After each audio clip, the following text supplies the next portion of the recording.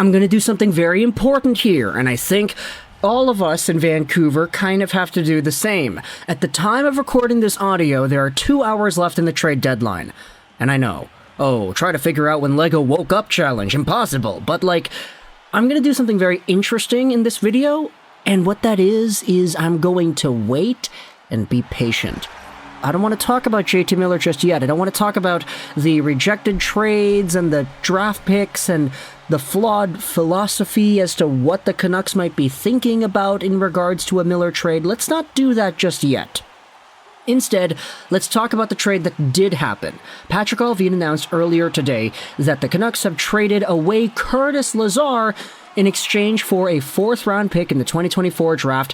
This trade happens with the New Jersey Devils. And you know what I'm going to say right here? Firstly, it's good that Vancouver and New Jersey are on good enough terms that they can make trades, because, if Quinn Hughes decides to up and away leave one day, that'd be a pretty big problem. But secondly, for Curtis Lazar, the first immediate instinct I had when I saw this trade go down, I was like, aw, really? Really? They traded Lazar away? And then I had to smack myself out of it, say, wait a minute, okay, they got a pick. That's the important part here. Curtis Lazar was a bottom 6 forward in the Vancouver Canucks organization that had himself, 5 points in 45 games played? Now, the odd thing is, if you had asked me if the Canucks decided to keep Lazar, I honestly would have been more than okay with that. Just the overall style that he plays, the consistency as well, especially early on in the year under Bruce Boudreau. Lazar is an energy guy that can make really solid defensive plays, and he can do some pretty good things. He scored a lot more points last year, 16 points in 70 games played, 8 goals, 8 assists. But for the most part, Curtis Lazar, as just a bottom-line, bottom 6 caliber center at $1 million a season till the end of 2025, was honestly not a bad option, and as a hometown guy that wanted to be here, you could definitely sense that there was a lot of love going around either way. I remember early on in the season, a lot of Canucks fans would call out Lazar, saying, hey, this guy's actually pretty good.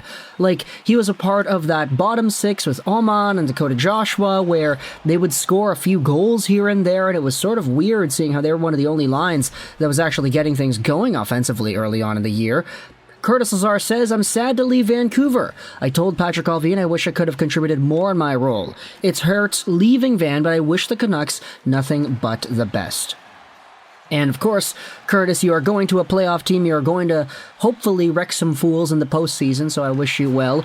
And the Vancouver Canucks, at the very least, they're getting a draft pick. It's 2024. It's 4th round. It's a pretty insignificant pick, all things considered, but a pick is a pick, and we had talked about this the other day, but it's all about shots on goal and using as many opportunities as you can in these drafts to get something of value. It's unfortunate that the Canucks traded away a pick for a guy like Filip Hronek a few days ago, but we'll see what happens as the day goes on and JT Miller's name enters more conversations. We are not going to talk about that yet.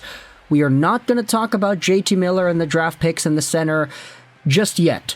We'll wait until the trade deadline is over, and worst case scenario, there's going to be no trade, and we're going to make a video about it then. But let me know your thoughts in the comment section below about Curtis Lazar getting traded from the Canucks to the New Jersey Devils. I hope you enjoyed this video, and bye.